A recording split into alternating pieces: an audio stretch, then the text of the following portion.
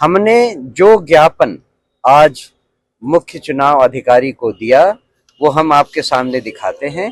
इसमें मूलतः 4 चीजें मेंशन की गई है।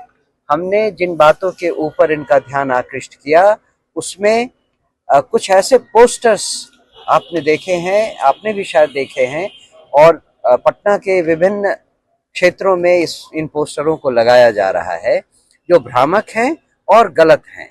इन पोस्टर्स का संज्ञान चुनाव आयोग ले और ऐसा न हो इसके लिए उचित कार्रवाई की जाए। जो लोग इन पोस्टर्स को लगा रहे हैं उनके ऊपर एफआईआर दर्ज करवाया जाए जिससे कि आगे ऐसा कार्य और न हो। दूसरी चीज जो हमने चुनाव आयोग को कही है, चुनाव के प्रचार प्रसार के समय जो जहां पे हमारी पार्टी के जन स्वराज पार्टी के झंडे पोस्टर वगैरह घरों पर उनकी सहमति से लगाए जा रहे हैं, उन पोस्टरों को हटवाकर उनके बिना सहमति के बीजेपी के लोग अपने अपने पोस्टर जबरदस्ती लगा रहे हैं। ये एक गलत बात है जिसका संज्ञान चुनाव आयोग को लेना चाहिए। जहां पर हमारे पोस्टर हटाए जा रहे हैं, वो जब लोग हटाने जाते हैं तो कहते हैं कि हम नगर पालिका के लोग हैं।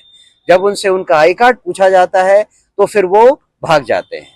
इस तरह की घिनौनी और गिरी हुई हरकत बीजेपी के कार्यकर्ता और उनके नेता जो कर रहे हैं, इसका संज्ञान चुनाव आयोग ले, इसका भी हमने इस ज्ञापन में मेंशन किया हुआ है।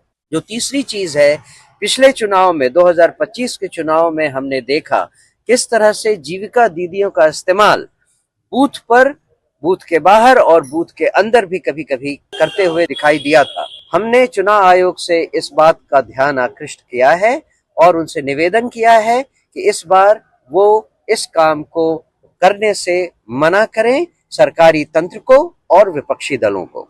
जो अंतिम बात हमने कही है वो ये कि इस बार जो 422 बूथ है बांकीपुर विधानसभा में, हर बूथ के बाहर जो अर्धसैनिक बल लगाए जाते हैं उनका काम केवल बूथ के बाहर होना चाहिए, बूथ के अंदर उनको आने की अनुमति नहीं दी जानी चाहिए, जिसकी रिपोर्ट्स पिछले विधानसभा चुनाव में अक्टूबर नवंबर में हमें दिखाई दी।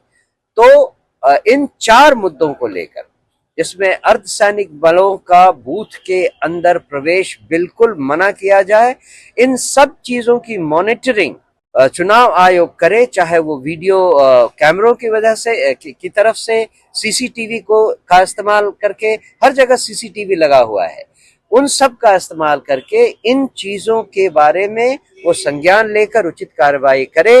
ये हमने चुनाव आयोग से अपने ज्ञापन में कहा है।